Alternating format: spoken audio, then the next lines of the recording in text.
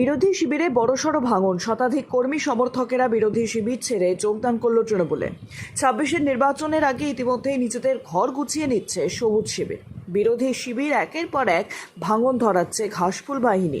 শতাধিক বিজেপি ও সিপিএম এর কর্মী সমর্থকেরা একের পর এক বিরোধী শিবির ছেড়ে যোগদান করেছে তৃণমূলে। গঙ্গাসাগরের ধসপাড়ার সুমতিনগরে ১ নম্বর গ্রাম পঞ্চায়েতের মহেন্দ্রগঞ্জ বাজারে গতকাল ২১শে জুলাইয়ের সমর্থনে একটি প্রস্তুতি সভার আয়োজন করা হয়। উক্ত এই প্রস্তুতি সভায় উপস্থিত ছিলেন মথুরাপুর লোকসভা কেন্দ্রের সাংসদ বাপি হালদার। এছাড়াও উপস্থিত ছিলেন রাজ্যের সুন্দরবন উন্নয়ন মন্ত্রী তথা সাগর বিধানসভার বিধায়ক বঙ্কিমচন্দ্র হাজরা। এছাড়াও উপস্থিত ছিলেন তৃণমূলের একাধিক শীর্ষস্থানীয় নেতৃত্বরা।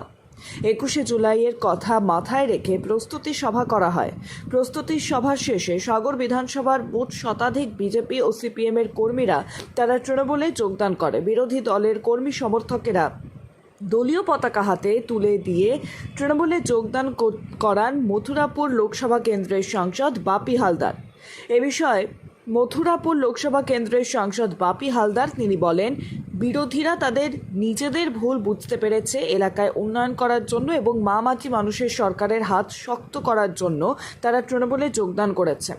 এ বিষয়ে এক বিরোধী দলের কর্মী তিনি বলেন, এলাকায় উন্নয়নের ধারাকে অব্যাহত রাখার জন্য প্রায় শতাধিক বিজেপি ও সিপিএম কর্মী সমর্থকের আমরা আজকের বিরোধী দল ছেড়ে তৃণমূলে যোগদান করেছি। রাজ্য সরকারের যে উন্নয়নের ধারা মানুষের প্রতিটি বাড়ি বাড়ি পৌঁছে দেওয়ার জন্য আমরা এই ঘাসফুল শিবিরে যোগদান করেছি।